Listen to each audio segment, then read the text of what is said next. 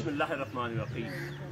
हमने सूरह फातिहा जो है वो 1 मार्च सन 2023 को शुरू की थी और आज 1 मई है वो मुकम्मल हो चुकी है। आज हम सूरह बकरा जो पहले पारे में ही है और कुरान की तवील सूरत है उसका आगाज़ कर रहे हैं। अब देखें कि वो कब इंशाअल्लाह तकमील पाती है।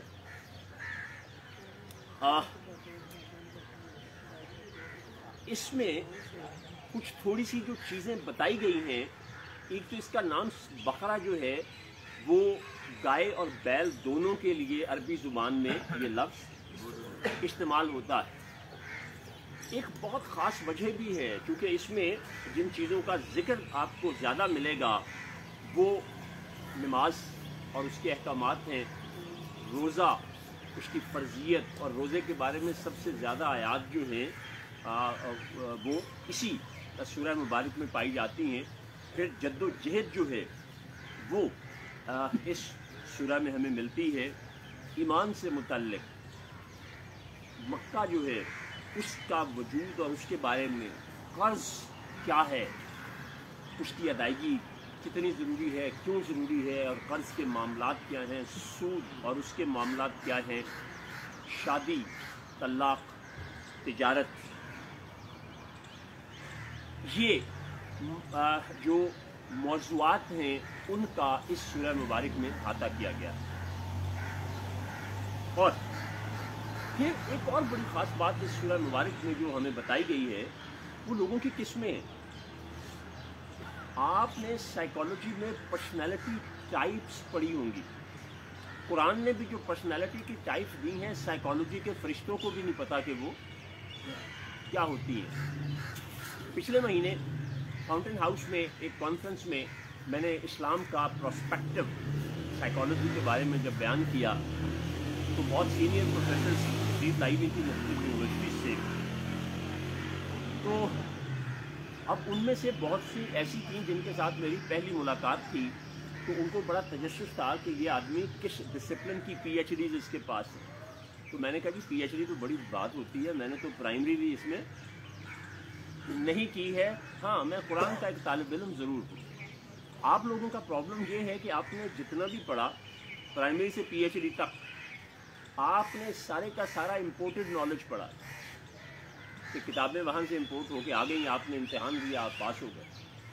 तो वो दीन का आपको पता ही नहीं लगा कि दीन क्या कहता है, जो कि बेहतरीन और अमली तरीन शक्ल है ज़िंदगी गुजारने के लिए। तो कुरान ने जो टाइप्स दी हैं उसमें एक तो है मोमिनीन जो अफजल लोग, ईमान लाने वाले, और दूसरे जो हैं वो कुफ़ार हैं। कुफ़ार जो हैं वो इनकार करने वाले, एक मानने वाले और दूसरे तो इनकार वाले ज़ाहिर है पसंदीदा नहीं होंगे।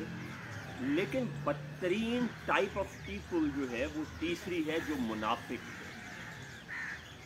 एक अदीब ने मुनाफिक के बारे में बड़ी खूबसूरत बात कही, वो मैंने अपने स्टेटस पे भी लगाई थी कि मुनाफिक जो होता है भेड़िए के साथ मिलके भेड़ों का शिकार करता है और दूसरी तरफ क्या करता है कि वो चरवाहे के पास बैठ के तो उसकी भेड़ों का दुख जो है उसके साथ रो के उसका दुख बांटता। मुनाफिक, चले खैर जब मुनाफिक का लफ्ज़ आएगा कुरान में आगे तो हम उसकी तफसील में भी चले जाएंगे कि एक्चुअली मुनाफिक जो है उसका जो रूट वर्ड है उसमें कुरान हमें समझाना क्या चाहता है इस पर्सनालिटी टाइप के बारे में। तो इसकी एक और जो मैंने बड़ी अहम बात पाई है वो मैंने हज का जब ट्रेनिंग प्रोग्राम था पिछले इतवार को आपको बताई भी थी कि इसमें एक बहुत बड़ी बात मोमिनीन को बताई गई है जिसकी तरफ लोगों ने शायद ध्यान नहीं दिया, क्योंकि ये बात मैंने उलमा कराम से सिर्फ एक दफ़ा, वो रवायती आलिम नहीं थे, वो आपकी तरह इंतहाई समझदार और ज़हीन शख्सियत थे जिन्होंने ये की, वरना मैंने ना किसी किताब में पढ़ी ना कभी किसी आलिम से ये बात सुनी। वो चूँकि देसी आदमी थे, उन्होंने क्या फिक्र है कि मैंने एक कोई चीज़ समझ आई है, अल्लाह नाल आडा नहीं लाई। दीन जिस तरह से जितना आसान करके दिया गया है, जो कहा गया है उसको वैसे ही मान लो, तुम्हारी फलाह और बका उसी में है। ورنہ یاد رکھنا کہ تم اگر فقیہ ہوتے چلے جاؤ گے تو اللہ تم سے زیادہ فقیہ ہوتا چلا جائے گا۔ اس طرح کی بات کرتے ہوئے انہوں نے مجھے سورہ بقرہ کی مثال دی تھی، اور سورہ بقرہ کی مثال دیتے ہوئے انہوں نے جو بات کہی وہ کہنے لگے دیکھو اللہ نے کیا کہا بنی اسرائیل کو کہ کیا کرو، ایک گائے ذبح کر دو۔ وہ کوئی بھی گائے اٹھاتے اور ذبح، انہوں نے کہا جی کیسی ہو، اس کا رنگ کیسا ہو، اس کا جو وجود ہے وہ کیسا ہو، وہ گبن ہو یا نہ ہو۔ تو یہ کیا ہوا، سلیکٹیو ہوتے چلے گئے، یعنی مشکل ہوتی چلی گئی نا، ورنہ کسی چیز کی کوئی قید ہی نہیں تھی، جو بھی چیز ہوتی اور وہ آپ کر دیتے۔ اب چونکہ بقرہ کا لفظ آگے آنا ہی ہے تو وہاں پھر میں اس کی تشریح نہیں کروں گا۔ تو بقرہ جو ہے بے، یعنی عربی میں جب کہیں گے تو ہم با، یہ ذرا کوشش کیجیے گا اگر کہیں سے سکھایا جائے جی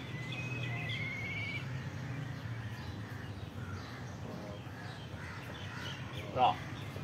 اب اس کو بقر، جیسے میں نے آپ کو بتایا کہ گائے اور بیل دونوں کے لیے یہ استعمال ہوتا ہے، اس کے اگر آپ بنیادی معنوں میں جائیں جو اس کے لفظی معنی ہیں لغوی اعتبار سے، تو وہ ہوتا ہے چیرنا پھاڑنا۔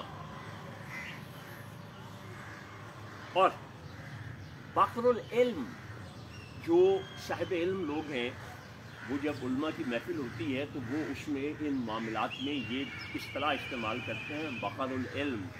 بقر العلم کا مطلب یہ ہوتا ہے کہ بڑے غور و فکر اور تحقیق کے بعد علم کی ایسی بات کرنا جو بہترین حالت میں آپ کے سامنے آ جائے۔ اور ہمارے ہاں ایک گاؤں میں لفظ استعمال ہوتا ہے سرکاری سانڈ، جو کوئی کام نہیں کرتا۔ تو اسی طرح سے گائے جو ہے، بقر جو ہے، وہ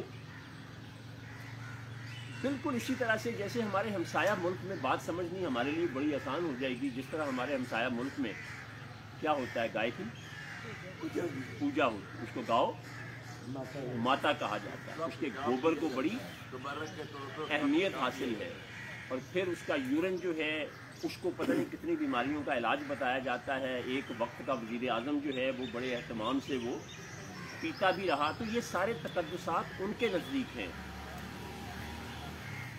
یہ جو بنی اسرائیل تھے ان کے ہاں بھی یہ کچھ تھا، یہ جو گائے ذبح کرنے کا حکم دیا تھا، کیونکہ دیکھیں جس چیز کو آپ اپنے ہاتھ سے ذبح کر دیں گے تو اس کا تقدس آپ کے لیے وہ نہیں رہے گا۔ تو یہ بھی ایک اس کے پیچھے ایک حکمت تھی کہ یہ کہا گیا تھا کہ گائے کو ذبح کرو۔ اور اس میں بھی ایک خاص نقطہ بات سمجھ لیجئے، سن 2003 یا 4 کی بات ہے، یہ وہ زمانہ ہے جب مولانا طارق جمیل صاحب اور بڑے بڑے علماء ٹی وی پہ نہیں آتے تھے، تصویر بھی نہیں اترواتے تھے، خاص طور پہ یہ طارق صاحب۔ اور اب آپ دیکھیں کہ یوٹیوب پہ سب سے زیادہ گولڈ میڈل انہی کو ملا۔ تو اس میں آج آپ کو ایک بات بتاؤں، اس میں کچھ حصہ میرا بھی ہے ان لوگوں کو ٹی وی پہ لانے۔ نومبر 2003 کو جامعہ اشرفیہ میں ایک میٹنگ ہوئی جس میں تمام مکاتب فکر کے علماء کرام جو ہیں وہ وہاں پر آئے۔ بہت لمبا سیشن ہوا، اور میں نے جتنی دفعہ بولنے کی کوشش کی تو آپ جیسے بڑے بڑے عالموں نے، پھر وہاں پہ ایک نوجوان آپ جیسا جس کو لوگ حسن مدنی کے نام سے جانتے ہیں، اہل حدیث مکتبہ فکر سے ہے، وہ کہنے لگا کہ جی یہ صاحب جو بیٹھے ہیں اگر ہم نے ان کی بات ہی نہیں سننی تو ان کو بلایا کیوں تھا؟ بس پھر اللہ دے کہ بندہ لے، پھر میں شروع ہوا تو اس وقت ہی چپ ہوا جب میری بات میں نے انہیں، کیونکہ آپ جیسے سمجھداروں کے ساتھ رہ کے میں نے کہا یاد رکھیں جب خلا پیدا ہو جائے نا تو اس خلا کو کسی نہ کسی چیز نے اور کرنا ہے۔ آپ لوگ ٹی وی پہ آتے نہیں ہیں، जब आप लोग मीडिया पे नहीं आएंगे तो उसका नतीजा क्या निकलेगा? सरकारी और दरबारी मौलवी आ गए तो आपका फला। तो वहां से फिर एक बहस शुरू हुई, 4 घंटे की इतनी अच्छी और इतनी इल्मी बहस उलमा कराम के दरमियान ना मैंने उससे पहले कभी देखी और ना बाद में। कोई शिया सुन्नी बरेलवी देवबंदी अहले हदीस उस वक्त, अब वो मरकज जामिया शफिया जो है देवबंदियों का है, लेकिन सदारत कौन कर रहा है? अहले हदीस, वो उसके वालिद हसन के अब्दुर्रहमान साहब।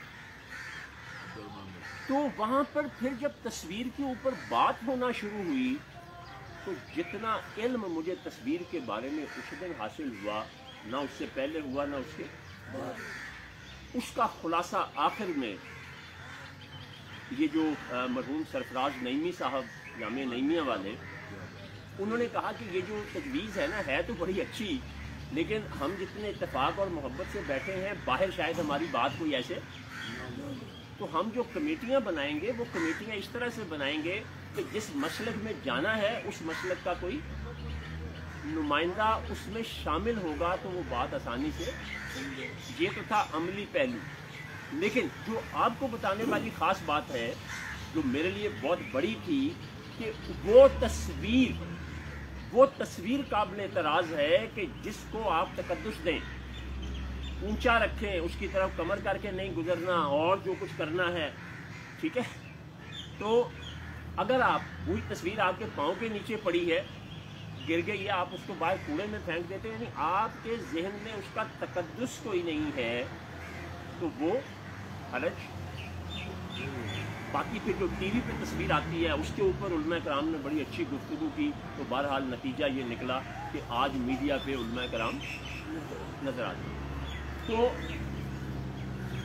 ये इसके मज़ामीन और मामलात हैं। तो जो बनी इसराइल हैं वो भी चूँकि गाय का तकद्दुस बहुत ज़्यादा करते थे, तो जब वो उसको अपने हाथों, जिसको बहुत ज़्यादा तकद्दुस करते हैं, उसको अपने हाथों नीचे फेंक दें चीज़ को, तो फिर उसका मतलब होता है कि दिल में इबादत वाली बात नहीं है।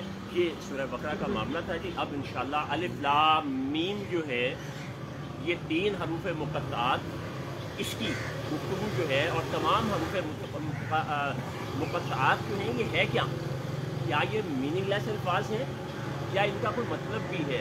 ये हम इंशाअल्लाह अगले सबक में करेंगे। आज आपका सबक थोड़ा लंबा हो गया क्योंकि कल आपने खुद भी छुट्टी की और मुझे भी छुट्टी करनी नहीं पड़ी मेरे नाल। तो बहुत शुक्रिया जी। आता हूँ।